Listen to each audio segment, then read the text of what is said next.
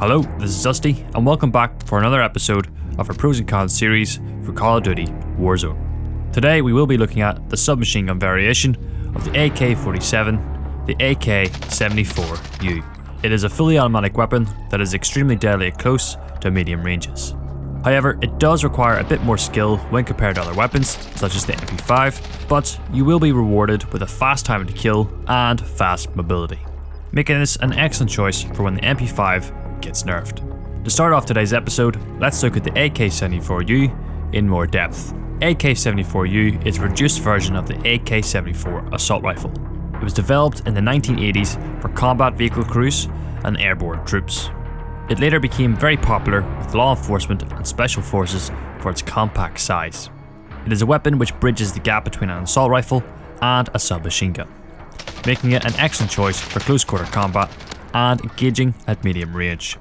The name of the AK-74 was named after the year of its introduction in 1974, with the AK-74U arriving at a later date in 1979, with its design being influenced by the success of US experience in Vietnam with the XM177, aka the Colt Commando.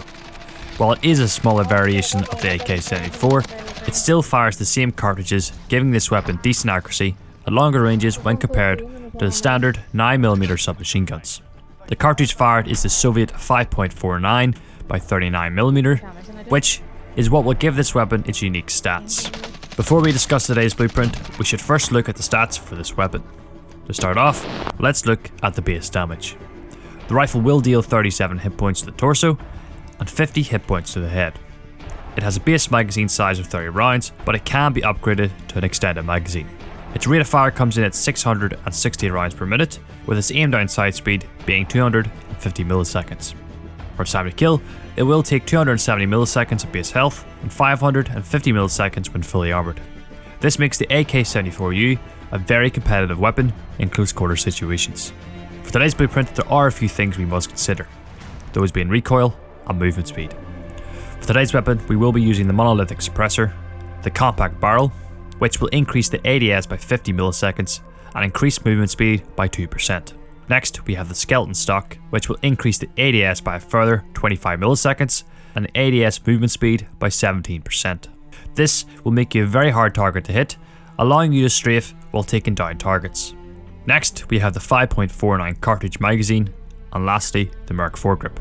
The Merc foregrip will give you 17% vertical recoil control. If you wish, you can use the Commando, as this will give you 15% horizontal recoil control. The AK-74U is a compact and deadly weapon in close quarter combat.